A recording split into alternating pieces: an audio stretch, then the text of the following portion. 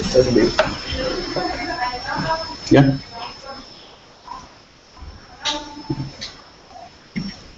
Puedes hacer el share screen y compartir la...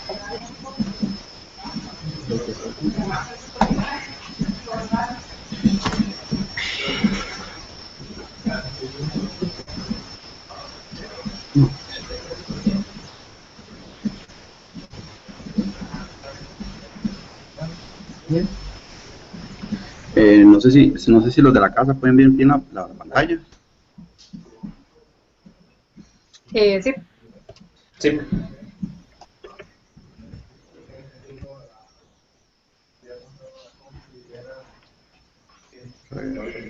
No sé. ¿Me escuchan, sí? Sí.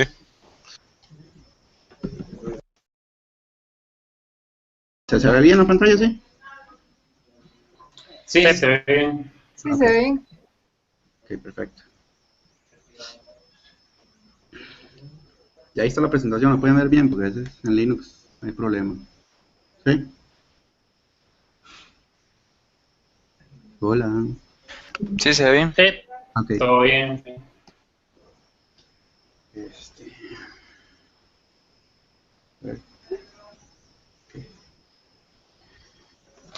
Bueno, buenas tardes a todos.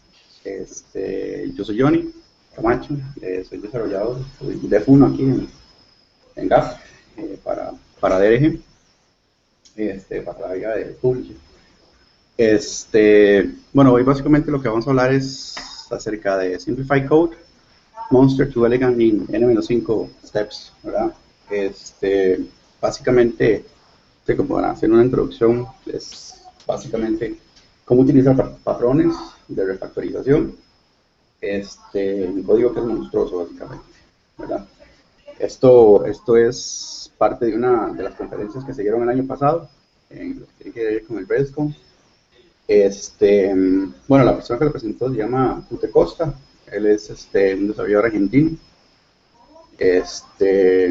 muy envuelto en lo que tiene que ver con la comunidad de Rails. Y bueno, básicamente él es como muy fanático de todo lo que tiene que ver con la refactorización, ¿verdad? Entonces ya él ha presentado varios RESTCONs acerca de todo lo que tiene que ver con refactorización.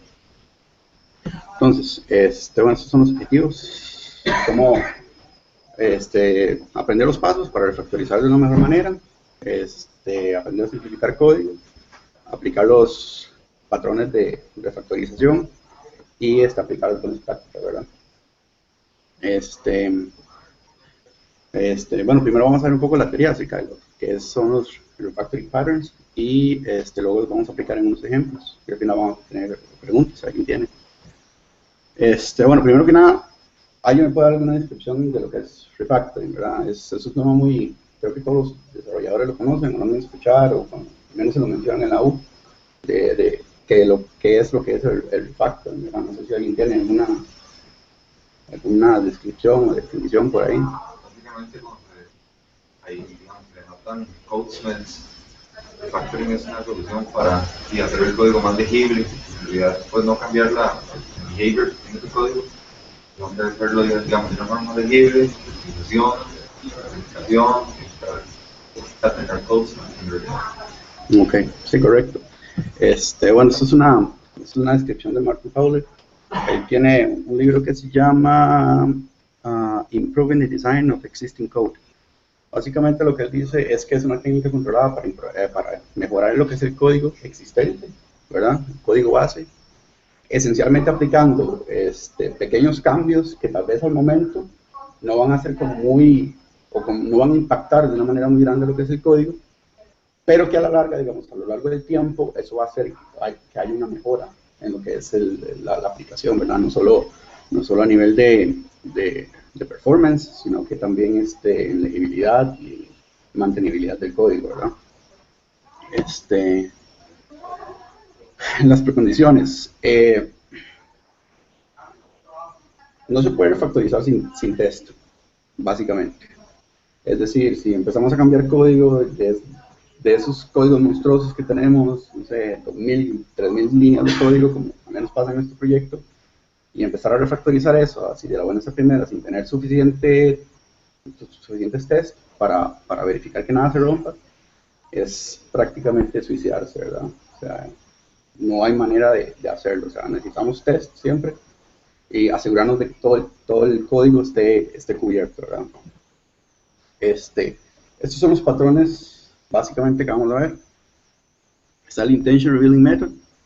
Este método es el más sencillo de todos y a la vez es el más difícil, ¿verdad? Tiene que ver con respecto a los comentarios en el código. Luego tenemos el Special Case Object, que nos va a permitir deshacernos de condicionales en modelos, controladores, helpers, básicamente en toda nuestra aplicación. Luego tenemos el Replace Method with Method Object, que es como un juego de palabras ahí un poco complicado, pero básicamente es extraer grandes métodos de grandes clases sin tener que escribirlo todo de nuevo, ¿verdad? Sin tener que reescribir toda la clase de nuevo. Y luego tenemos el Service Objects, ¿verdad? Que es para separar responsabilidades de objetos. Cuando ya tenemos un objeto que se está metiendo con otras responsabilidades que no le tocan a él, ya ahí tenemos un problema. Entonces este objeto nos ayuda en eso, ¿verdad? Ok. Intention Revealing Method. Este es el más sencillo de todos, como les dije, pero sin embargo es el más difícil. ¿Por qué? Nombrar cosas a la hora de a la hora de programar creo que es la parte más difícil, ¿verdad? O sea, ¿cómo le pongo a este método? ¿Qué es lo que hago? ¿Cómo lo hago? ¿Verdad?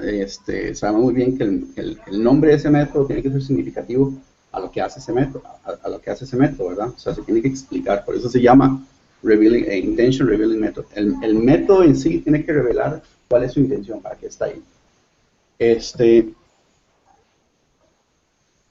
Una de las cosas que menciona esta persona a la hora de realizar lo que es la conferencia, dice lo siguiente: poner comentarios en el código es una mala práctica. Hay que evitarlo al 100%. ¿Por qué? Ok, tenemos un método que autentica a un usuario. Okay. 3 meses después alguien más va y mete, el tipo llega y mete el código normal. Bueno, esta función, esto es lo que hace. ¿Qué es lo que sucede? 3 meses después alguien llega y le mete mano a ese código. Ok. Y luego 2 meses después alguien más le mete mano a ese código. Y luego al año ese código ya no hace lo que hacía. Prácticamente ningún programador se preocupa por cambiar los comentarios, ¿verdad? O sea, el comentario sigue ahí. Llega un programador junior y ve ese método y dice, ok, tiene comentario, genial, ya sé qué es lo que hace. Y entonces ve el comentario, dice, que eso autentica. Cuando ve el código dice, Dios santo, ¿qué es lo que está pasando aquí? O sea, no entiendo nada de lo que está pasando. ¿Por qué? Porque se dejó el comentario y aceptémoslo, digamos, al menos yo no modifico los comentarios, ¿verdad? O sea, ahí los dejo y como les digo, es una mala práctica. Sí, una manera de utilizar este método o este patrón, o sea, es que cuando está el comentario ahí, que ya está ahí, se toma como una base para formar lo que es el nombre del método, ¿verdad? Entonces, básicamente esos son como los pasos. Se escribe el método, se añade el comentario si se necesita.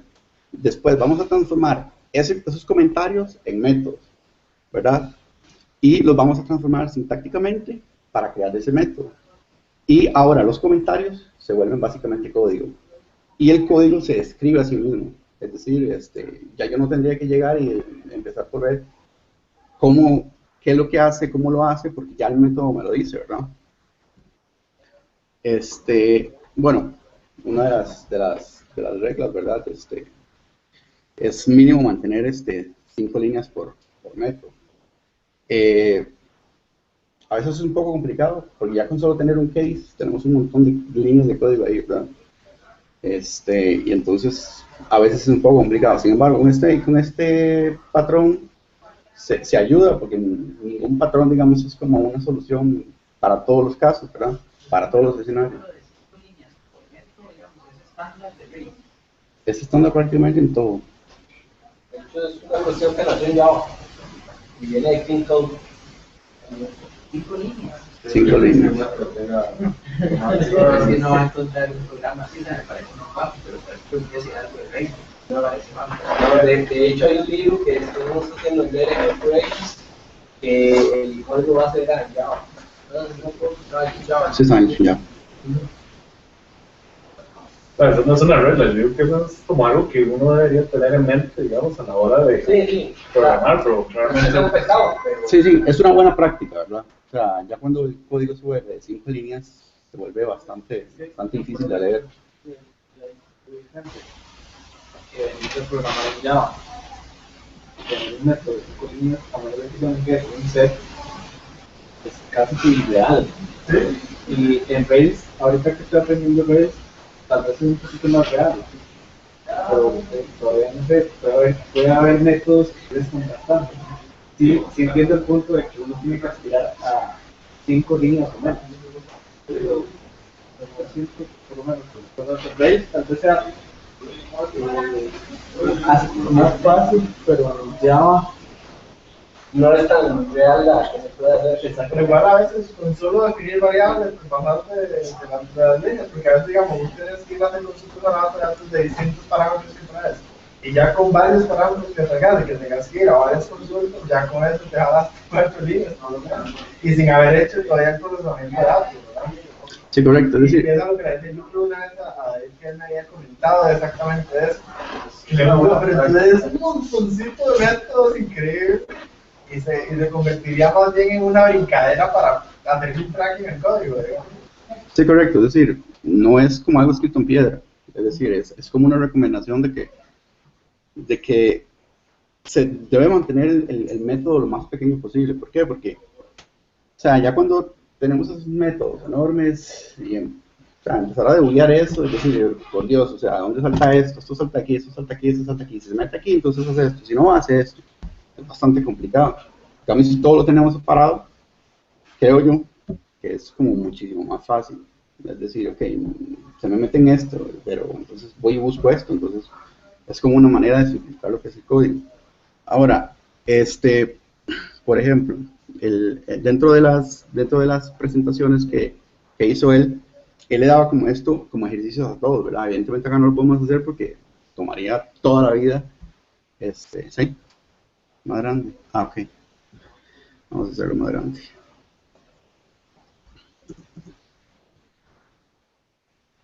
Sí. Igual es este. Vamos a cerrar. Más grande todavía. ¿Eh? Ok. Ok. Ok. Ok. Acá como ven, tenemos varios comentarios de lo que es el código, ¿verdad? Es simplemente un index que lo que hace es verificar si el usuario está admitido, en este caso logueado, ¿verdad? Bueno, procede a hacer esto, de lo contrario hace lo otro. Es bastante sencillo, pero tenemos mucho comentario ahí, ¿verdad? Es decir, es bastante molesto tener ese montón de comentarios. Como dije, si alguien llega y mete este código, mano, y luego ya no hace lo que hace, es complicado tratar de descifrar. ¿Por qué? Porque los comentarios lo que pueden hacer es desviar la atención y desviar lo que realmente está pasando. Entonces, una de las posibilidades, básicamente, y acá tengo lo que es la solución, una de las posibilidades es, ok, cuando el usuario está admitido, por lo menos una semana atrás, mostramos lo que son los proyectos activos, ¿verdad? Entonces acá tenemos esto aquí que es un poco feo, ¿verdad? Eso ahí metido, eso perfectamente lo podemos meter en un método, ¿verdad? Que verifique, que nos devuelva lo que fue la semana, hace una semana, ¿verdad? Y después, evidentemente, tenemos acá esto, ¿verdad? Entonces, o sea, eso es una solución que se implementó, no es la única, no es la definitiva, ¿verdad? Entonces, ¿qué es lo que se hace? Ok, agarramos lo que es la primera parte. y agarramos lo que es el comentario. If user admitted. Ahí todo el mundo entiende, ¿verdad? Básicamente que si el usuario está admitido o no. Que es básicamente lo que teníamos acá, ¿verdad? Is admitted. Básicamente agarramos el mismo comentario y lo pasamos a lo que es el código. Y después hacemos el if y el else, ¿verdad? Sin ningún problema. Aquí le devolvemos lo que son los proyectos activos. Y acá tenemos lo otro que decía la parte del else, ¿verdad? Que también tiene el mismo comentario. If no admitted, when we show some feature projects and set the marketing flash message when user is new. Entonces, básicamente todo esto se convirtió en lo que es el nombre del método, ¿verdad? Como acá lo ven, set flash message if user is new. Y eso explica sin ningún problema lo que es la intención del método, ¿verdad? Y acá se pusieron como privados los otros métodos, ¿verdad? Se separaron. Acá está el set flash message if new user, que lo único que hace es hacer un flash message. Aquí chequea si el usuario está admitido o no. Y como les dije, aquí calculamos lo que fueron las semanas atrás. Bastante sencillo. El código ahora queda prácticamente de 5 líneas, a excepción de end, ¿verdad? Queda muchísimo más pequeño, más entendible. No tenemos ese montón de chorro de comentarios ahí metidos, ¿verdad? Que como les digo, es una muy mala práctica. Okay. Como todos saben, es el patrón más sencillo de todos, pero sin embargo es el más difícil de todos, por el hecho de buscar el nombre a los... O sea, a mí me ha pasado, yo he pasado, no sé, 5 minutos viendo el código y diciendo, ¿cómo le pongo a esto? O sea, ¿qué es lo que tengo que hacer? Y le pongo un nombre y entonces tengo que poner el comentario, ¿verdad? Esa es la parte más difícil prácticamente todo programador.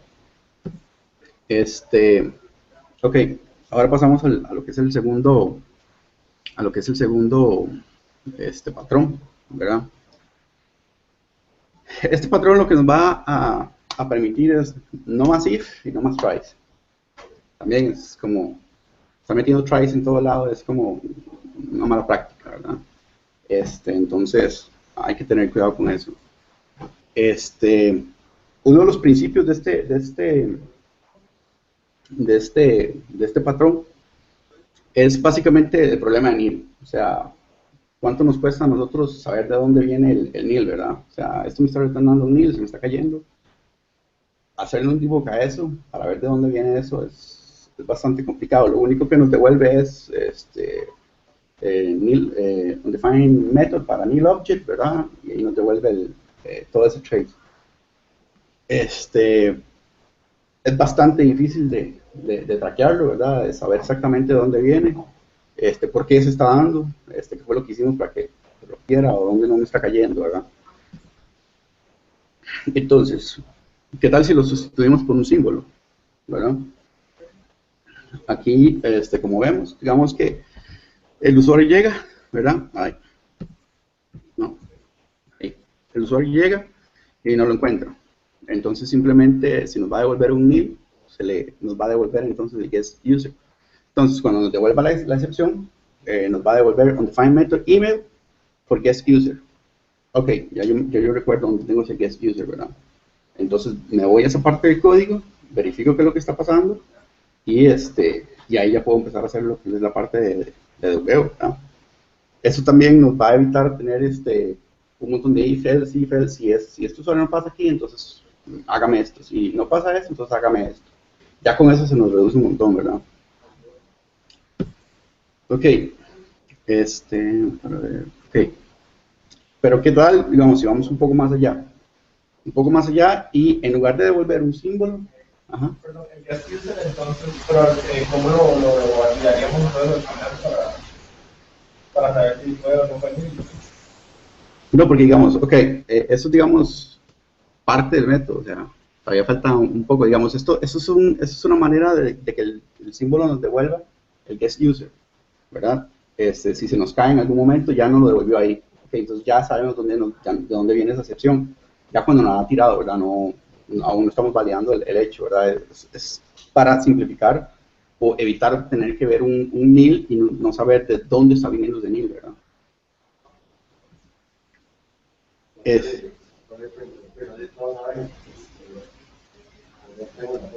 ¿Ah? Ahí, digamos, El doble pipe. la línea. Si el primer método es de 1000, entonces no subo un segundo al segundo.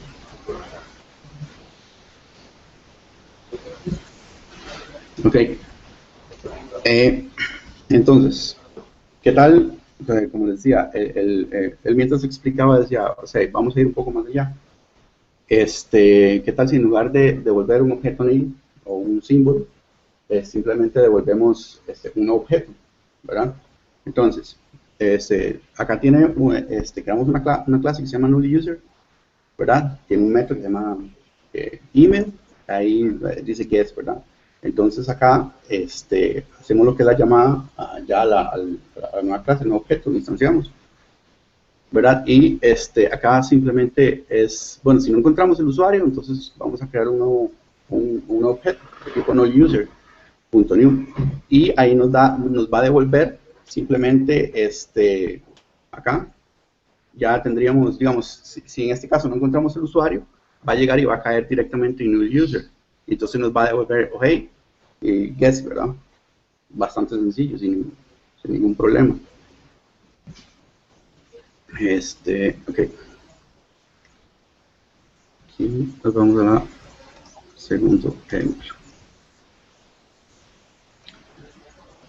No está.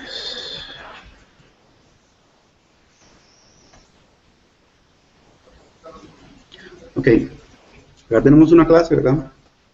Igual tenemos la clase usuario, ¿verdad? Que tiene básicamente la última suscripción. Tiene un método también para cancelar lo que es la suscripción. Tenemos otra clase que es un status report job, ¿verdad? Ahí llega y realiza que es básicamente un cron job lo que está realizando, ¿verdad? Y bueno, acá nos devuelve lo que es el usuario. Luego tenemos acá un par de métodos privados, ¿verdad? Que es lo que es el last user, last status y last trial day, ¿verdad? Para lo que son los días de prueba, ¿verdad? Aquí hay un montón de lugares donde el código se nos puede caer. O sea, hay bastantes. Es decir, users.org, ¿qué tal? Aparte de eso, código repetido, correcto. Aquí se nos puede caer en cualquier momento, ¿verdad? Si no encontramos usuarios, no tenemos nada, ahí nos puede reventar. O sea, nos puede reventar en muchos lados. Entonces, si revienta, tenemos que empezar a ver de dónde viene ese nil, ¿verdad? O sea, empezar a debuguear la aplicación, empezar a meter, no sé, price por todo lado para ver dónde lo alcanzamos. ¿Ok? Pero, con este patrón, digamos, con este patrón, podemos llegar a hacer lo siguiente. Creamos una clase null, ¿verdad? Y aquí tenemos los métodos, defName, status, trial days, cancel. Ahí simplemente tiene un string, un string que devuelve, ¿verdad? Y acá tenemos ahora sí lo que es la clase de tipo usuario. Entonces tenemos las subscriptions.last. Si esto nos falla, nos va a ir a crear un objeto tipo suscripción en null, ¿verdad? Y nos va a devolver alguno de estos métodos. Entonces, cuando él no los devuelve, ya sabemos nosotros dónde nos lo está devolviendo, dónde se está cayendo, ¿verdad? Igual de la misma manera, acá ya podemos hacer el cron job, dejarlo ahí, sin ningún problema, y cuando ya hacemos llamados a estos, ya vamos a saber exactamente dónde el código se nos va a caer, sin tener que andar debugueando toda la aplicación. Digamos, en este caso, esto es un ejemplo muy sencillo, ¿verdad? Es decir, no hay mucho código. Pero, por ejemplo, en nuestro proyecto tenemos un sitio que tiene un controlador de 3000 líneas. O sea, empezar a debuguear algo ahí es bastante complicado, ¿verdad? E incluso hacer un cambio sin romper nada, muchísimo más complicado. ¿Por qué? Porque cualquier cosa que se cambie, necesitamos implementar esto nuevo. Ok, vamos a meterle más código a eso y empieza a reventar por todo lado. Y empezar a ver, ok, pongámonos los guantes y empecemos a ver de dónde viene esto, por qué se nos está reventando. Ok, arreglamos uno y llega y se nos revienta en otro lado. Ok, ahora volver a empezar a debuguear todo ese código.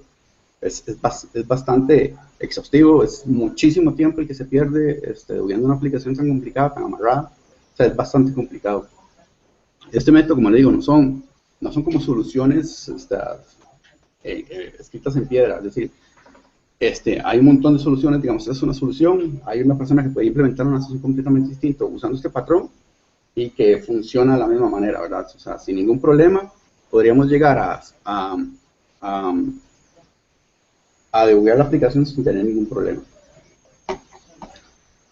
Ok. Ahora, ese es el segundo patrón, se llama Replace Method with Method Object. Luego, si alguien necesita, digamos, los ejemplos, yo se los puedo pasar. Cada ejemplo tiene su solución.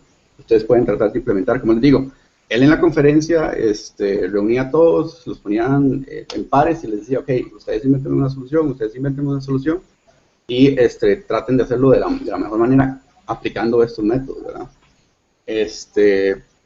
Al tipo se le fue la presentación completamente en eso y al final tuvo que cortar los últimos ejemplos por lo mismo, porque es bastante complicado. Además, los ejemplos son un poco, los dos últimos son bastante extensos, ¿verdad? Ese se llama Replace Method with Method Object. Básicamente es parece un juego de palabras, bastante complicado, pero es bastante sencillo.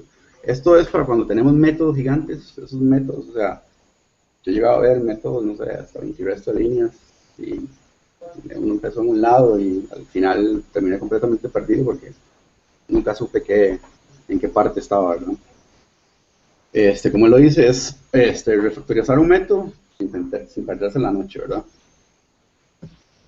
Estos son los métodos que él define. El método 1.5 es como look carefully at the code and get scared. O sea, vea ese código y, como decimos nosotros, empieza a llorar, porque eso está bien feo. El segundo método básicamente es crear una clase con la misma inicialización de argumentos que el método grande. Sencillo, ¿verdad? El segundo método es copiar y pegar el cuerpo del método en la nueva clase sin los argumentos. Después reemplazar el método original con la llamada a esa nueva clase y al final aplicar el Intention Revealing Method a la clase y listo, que fue el primer patrón en este caso que vimos, ¿verdad?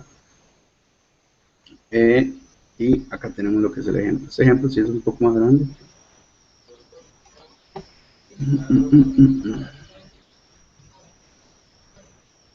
Estos ejemplos tienen unos tests para correr, para verificar cuando se están pasando, si están todos en verdes o no. El problema es que, digamos, el método de instalación que usó el tipo, básicamente, tendría muchos problemas con la instalación del proyecto de nosotros, entonces no quise meterme en esa parte, ¿verdad? Y meterme con todo lo que tiene que ver con eso. Bueno, acá vemos que requiere un CSV. Requiere el CSV para manejar los CSV, ¿verdad? Tenemos una clase formateo, ¿verdad? Ahí tiene ese método espantoso, que sí, aquí sigue, ¿verdad? O sea, es bastante complicado. Y bueno, ahí el tipo explica que probablemente esta clase tenga muchísimo más código, muchísimo más métodos y muchísima más cosas en que enredarse, ¿verdad? Como pueden ver, es un método bastante grande. Estamos hablando de muchas líneas de código, muchos comentarios para verificar a dónde se mete, solamente si trae esto, entonces hacer esto, solamente si trae esto. Como ya vimos, poner comentarios en el código es una mala práctica. Entonces, ok, lo primero que el tipo dice es crear una nueva clase con la misma inicialización de argumentos con el mismo big method. En este caso, lo único que está recibiendo es un file name, ¿cierto? Entonces, acá en la solución tenemos lo que es, bueno, tenemos la clase format A to read, ¿verdad? Ahí va hasta acá. Y realizamos una inicialización con el mismo parámetro que estaba recibiendo el otro método, ¿verdad? Eso bastante sencillo. Después, copiar y pegar lo que es el cuerpo del método, es decir, todo esto, en la nueva clase. Esa nueva clase está por acá. A ver. Ok. Bueno, acá básicamente tenemos lo que es el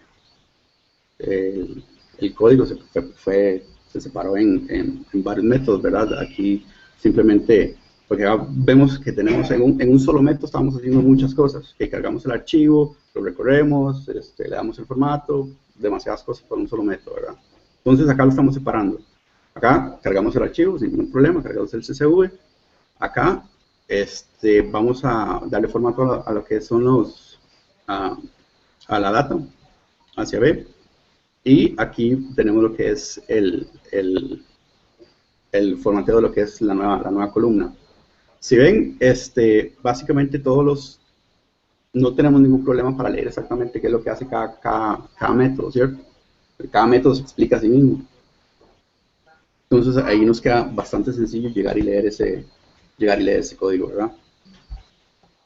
Ahora, el siguiente paso es reemplazar el método original con la llamada a la nueva clase. Entonces, okay, acá tenemos lo que es la clase y formateo. Vean ahora qué pequeña nos queda la clase. ¿Por qué? Porque todo lo estamos pasando hacia otra clase. Lo estamos separando las responsabilidades de lo que hacía ese método. Y ahora tenemos una clase pequeña, fácil de leer, que sabemos que simplemente va a ir a llamar a otra clase. Entonces, es exactamente esto. Row per day format, recibimos el mismo argumento. Y después instanciamos esa misma, la clase que creamos, con los métodos que reducimos. Y le pasamos el mismo file name, que en este caso lo vamos a recibir acá. Acá aplicamos lo que es el intention reviewing method de la clase, ¿verdad? Para modificar lo que son los comentarios que tenía esa clase. Y nos van a quedar métodos que se describen a sí mismos, datos, ¿verdad? Dato bruto, dato consistido y row per day format. O sea, cada una de las clases, cada uno de los métodos, sabemos exactamente last day, month in hash. Esto explica perfectamente qué es lo que está haciendo ese método, ¿verdad? Igual acá, como ven, o sea, parecen muchos pasos al principio y tal vez las personas dicen, es que empezar a debuguear eso, empezar a ver que nada se rompa. Una de las claves, como le digo, es el hecho de que las aplicaciones tienen que tener un montón de tests. Es decir, cada cosa que nosotros sabemos que estamos cambiando, cada una de esas cosas tiene que tener un test. De lo contrario, estaríamos prácticamente programando ciegas. Es decir, yo llego, cambio esto y eso probablemente va a introducir otro montón de bugs en producción. Y ahí todo el mundo va a empezar a saltar, van a saltar el cliente, van a saltar los usuarios, va a saltar todo el mundo, ¿verdad? Uno de los ejemplos que él ponía es que él trabajó para una empresa que se llamaba General Assembly. Dice que su primer proyecto llegó y le dijeron, tome, refactorice esto, toda la aplicación. Dice que se pasó 6 meses refactorizando esa aplicación. Entonces, y él decía que hubiera sido lo más terrible del mundo si esa aplicación no hubiera tenido test. ¿Por qué? Porque la aplicación estaba completamente testeada. Cada cosa que él hacía, cada cosa que él metía, estaba testeado. Entonces le decía, ok, estoy rompiendo esta parte, ok, voy a ver qué es lo que se está rompiendo, y ahí puedo hacer los cambios y modificar el código de la manera que ya no se me esté metiendo con otras funcionalidades, ¿verdad? Una de las cosas que él mencionaba es que, ok, bien, le tomó 6 meses aproximadamente refactorizar todo ese código para un programador que ya bastante experimentado, ¿verdad? En lo que tiene que ver Rails. Ahora, una de las cosas que él también mencionaba es que cuando él mandó todos esos cambios a producción, ¿verdad? La gente le empezaba, o sea, el improvement fue lo mejor. O sea, todo el mundo empezaba a felicitarlo. ¿Por qué? Porque ya no tenían que empezar a ver qué era lo que estaba haciendo esa clase y ir a revisar esos métodos gigantescos. ¿Y qué es lo que hizo? Ayudó a que las personas disminuyeran lo que es el tiempo que pasan codeando, ¿verdad? Tratando de averiguar qué es lo que hace la aplicación. Después, obviamente hubo un improvement en performance en la aplicación. Y hasta el cliente estaba contento. ¿Por qué? Porque si estamos dando las cosas muchísimo más rápido de lo que estábamos haciendo y están saliendo menos bugs en producción, evidentemente hay una mejora increíble de lo que es la aplicación, ¿verdad? Es lo que tiene que ver. Ahora, Service Object. Sinceramente, a mí sí se me hizo un poco complicado entender lo que hacía, ¿verdad? Porque como el nombre no dice mucho, es este patrón, ¿verdad? Y es básicamente desacoplar diferentes concerns que tienen las clases de normies. Entonces, es decir, cuando ya una clase empieza a meterse con funcionalidades que no son de ella, a nosotros nos pasa, tenemos un montón de qué sé yo, controladores, modelos que hacen cosas que no deberían de estar haciendo, y agarrar y mover eso de ahí y meterlo a otro lado, ya significa, no sé, hacer un regression test, ¿verdad? Para ver que el sitio sigue funcionando, ¿verdad? Entonces, eso sirve mucho para lo que nosotros necesitamos, digamos, agregar nuevas funcionalidades. Se acopla una nueva dependencia, prior de ecuación, ¿verdad? Hacer testeo se hace muchísimo más duro y lento, y no podemos, digamos, describir el modelo sin estar diciendo, y entonces hace esto, y entonces hace esto, y entonces hace esto. Cuando tenemos muchos conectores como AND, OR, o sea, sabemos que esa clase está haciendo cosas que ya no le pertenecen, ¿verdad? Son cosas que no deberían estar pasando dentro de lo que es esa aplicación. Hay un concepto que se llama domain Concept. Básicamente fue una conferencia que se hizo para unas aplicaciones acerca de iOS, ¿verdad? Es un tipo especializado en iOS. Pero sin embargo, digamos, la disertación que dio fue tan buena que se empezó a aplicar el patrón en otros códigos, y se empezó a utilizar más en otros lenguajes, ¿verdad? Entonces, básicamente lo que dice el concepto, que es que si es específico a un dominio, ¿verdad? Es un objeto. Es decir, si yo digo, esto hace esto específico y no me tiene nada que ver con el otro dominio, entonces estamos sabiendo que es un concepto completamente distinto, estamos en otra clase, no tiene por qué estar ahí, ¿verdad? Si es solamente un algoritmo, no tiene un estado, lo podemos llamar un servicio, ¿verdad? Ok. Y acá tenemos el código con respecto a eso.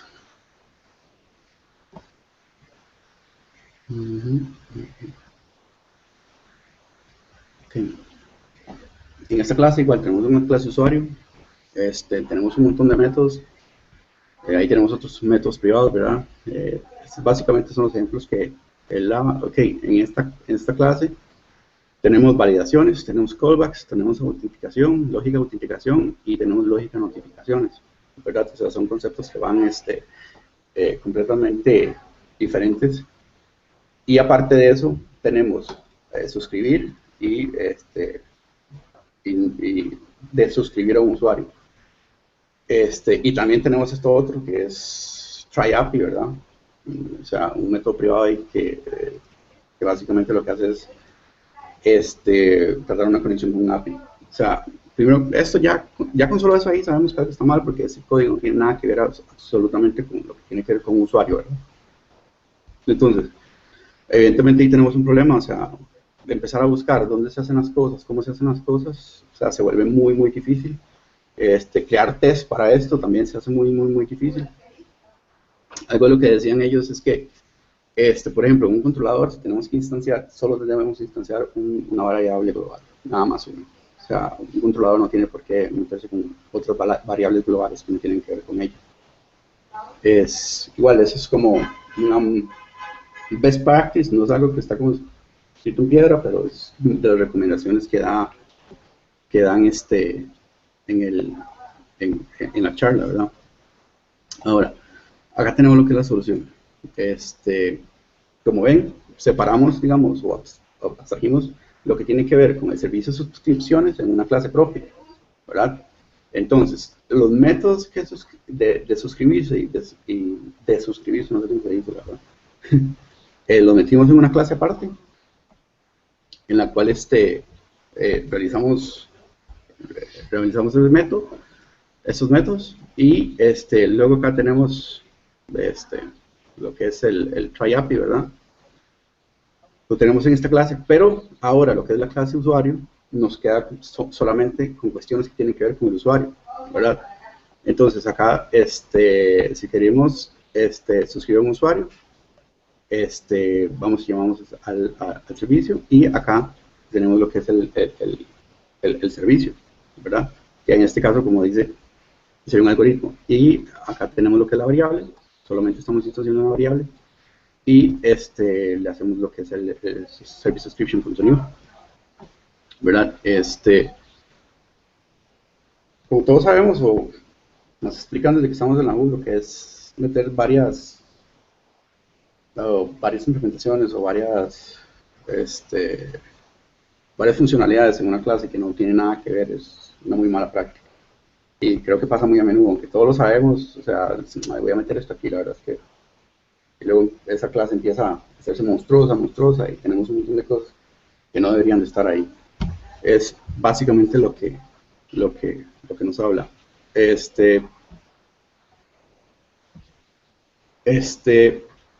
Otras recomendaciones que da él, esos son como los cuatro patrones que él utiliza para refactorizar. Sin embargo, da otras recomendaciones, ¿verdad?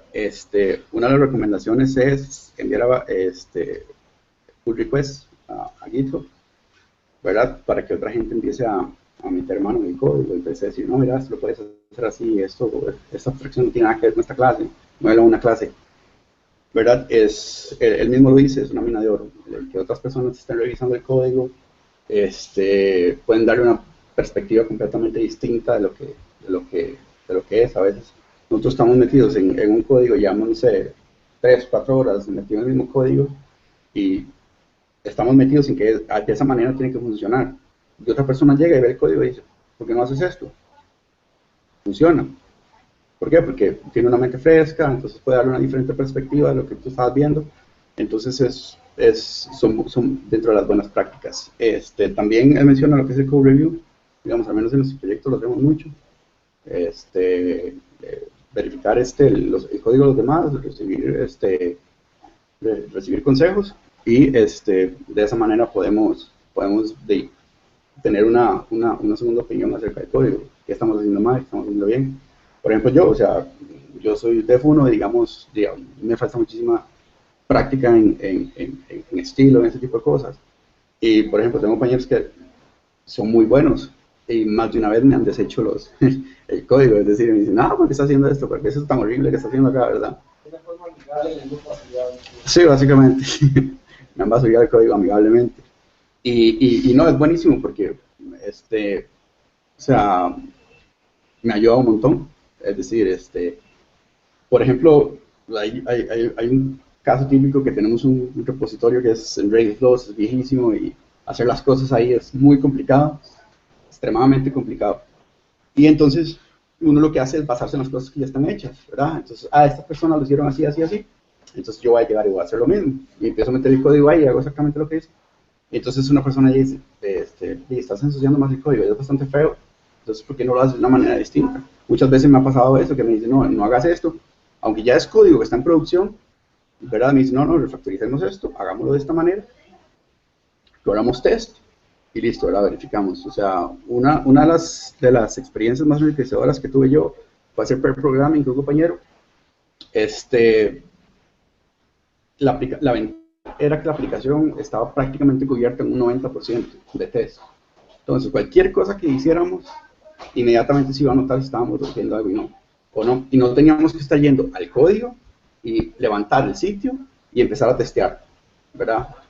Manualmente, ver, ok, eso se está cayendo aquí. Ok, entonces vayamos al código a ver. No, llegábamos, corríamos los tests, no sé, 1 o 2 minutos, ya los tests corrieron, verificamos que rompimos todos estos. Ok, no, entonces deshagamos, empezamos a ver por qué estamos rompiendo eso, debugueamos, y se nos reduce el tiempo un montón, ¿verdad? Estas son algunas de las otras recomendaciones que se dan, ¿verdad? Clases no más de 100 líneas, como les digo, tenemos una que tiene prácticamente 3.500 líneas de código. O sea, eso es O sea, meter la mano ahí hay que pensarlo, ¿verdad? Métodos, no más de 5 líneas, ¿verdad? Sí se puede, es complicado, pero también hay que tomar muchas cosas en cuenta.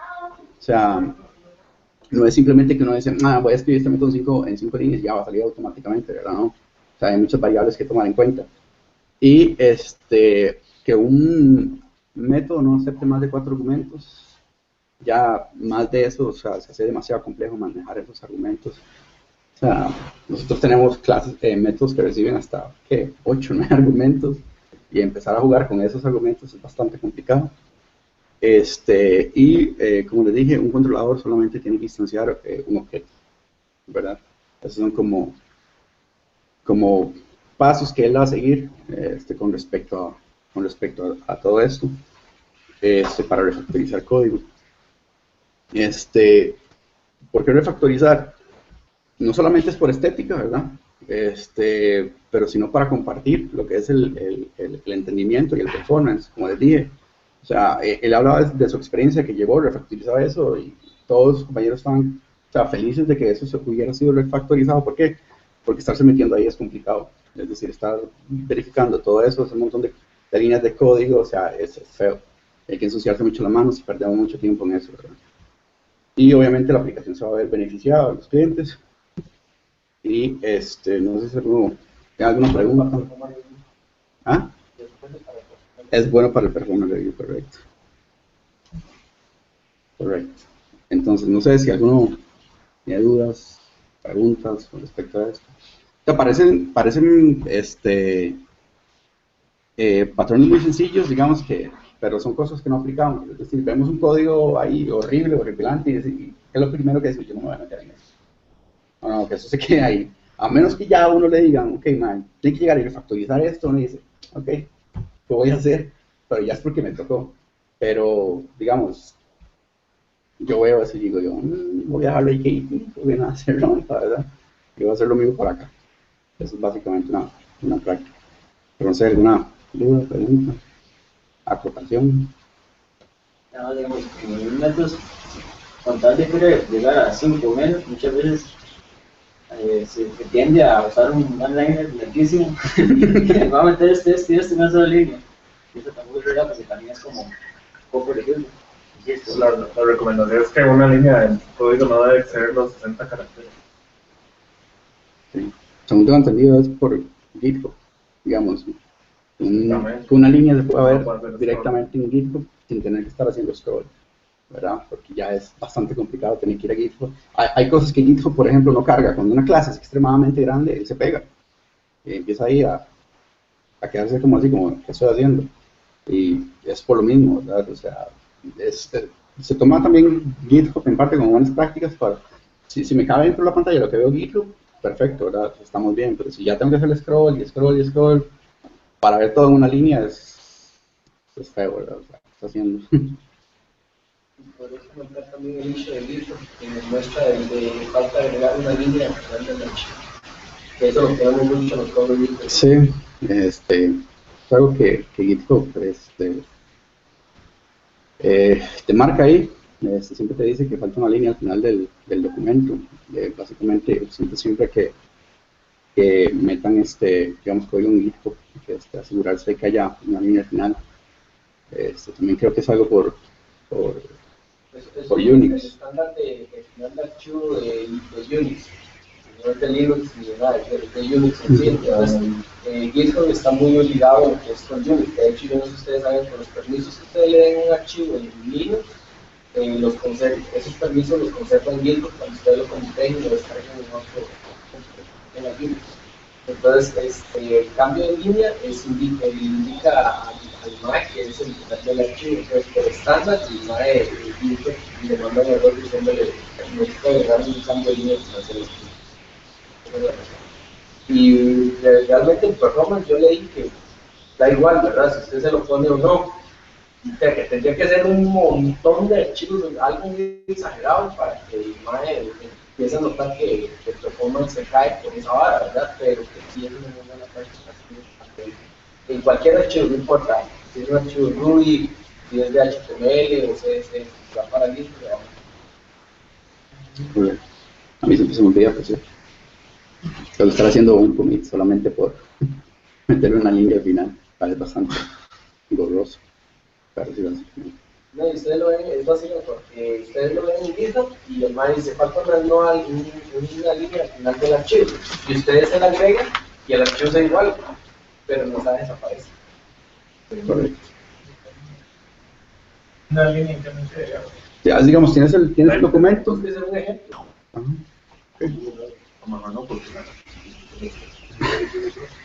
Políticas de... Lo muestra un archivo que estés editando Ok. y lo haces. Correcto. Digamos, ¿ves acá? Cuando terminas este documento, digamos, si lo tienes así, GitHub te va a decir que le falta una línea al final del documento. Es simplemente ya meterlo en El enter. carácter, el final del documento tiene que estar en una línea solo. No puede estar con alguien más. Muchos sí la última línea, le agrega un espacio. Así, sí, de hecho, usted en la última línea, ¿sí? Entonces le agregas un espacio y el man dice que hay un error. O sea, él quiere que está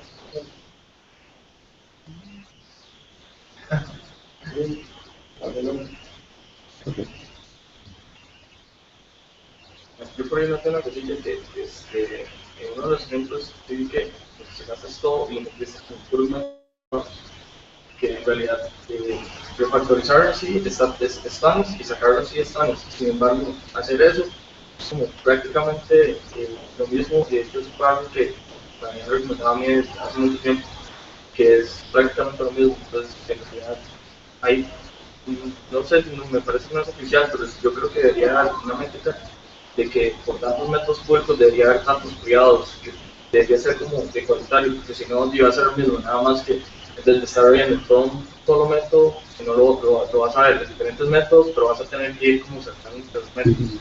Entonces, que al final siempre es bueno como ir saliendo más bien en objetos aparte, en vez de hacer de todo en métodos privados. No, y también le podrías agregar de que no solo es de agarrar un método grande y desarmar los métodos chiquititos, sino que los métodos chiquititos sean reutilizables. Entonces, si agarras un método, lo haces en métodos chiquiticos, es tonto, ¿verdad? O sea, caemos en lo mismo, pero si esos métodos chiquiticos los puedes reutilizar en otras partes del código, ahí es donde sí vale la pena. Un patrón se podría transformar en un antipatrón, en el caso. Sí, es un arma de doble cuchillo. Sí, correcto, digamos. Esto no es una pomada canaria para todo. No, o sea, sí, es decir, hay cosas que por más que uno lo intente es casi imposible refactorizarlo sin empezar a reescribir todo, ¿verdad? O sea, estos son patrones para, digamos, código que ya está, digamos, necesitamos hacer algo rápido, pero no tenemos el tiempo para refactorizar toda la clase y empezar a pensar, ok, esto voy a reutilizarlo, esto voy a reutilizarlo, ¿verdad? Sino que si los usamos todos como un conjunto, vamos a empezar a reducir código, vamos a eliminar métodos duplicados o código duplicado y tener una clase muchísimo más pequeña. Como él decía, hay un patrón donde simplemente llega a instancia, lo mete en una clase en instancia, ¿verdad? Sin tener que estar, digamos, o sea, tenemos una clase que hace un montón de cosas y perfectamente podemos extraer eso en otra clase y instanciarlo sin tener que estar, tener una clase enorme. Como te digo, es que, por ejemplo, 2500 líneas. Hacer refactor siempre es feo. Sí, es feo. O sea, es feo. Siempre va a ser feo. Pero cuando ustedes programan con la mentalidad de hacer las cosas reutilizables y de métodos pequeños, ahí es otra cosa. La aplicación crece de una forma saludable. Y eso no va a pasar en el futuro.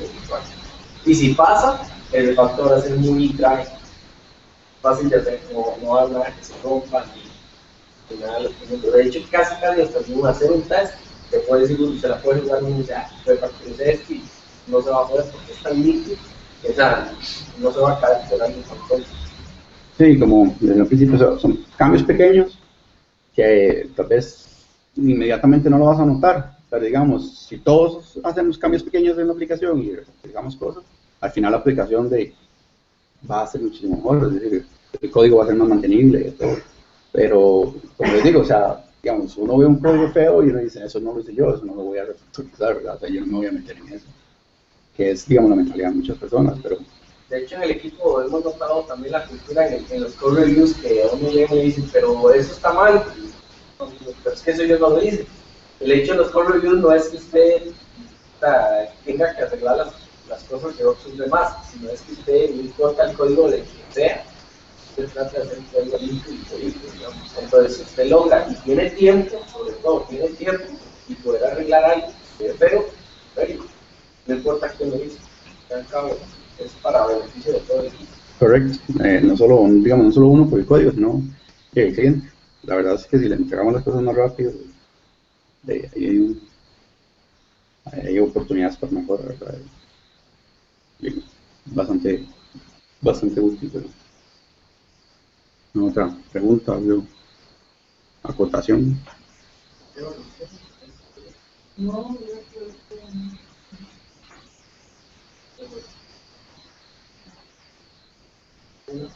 Nadie tiene más preguntas. Recuerden que el siguiente workshop quedó pegado para hoy.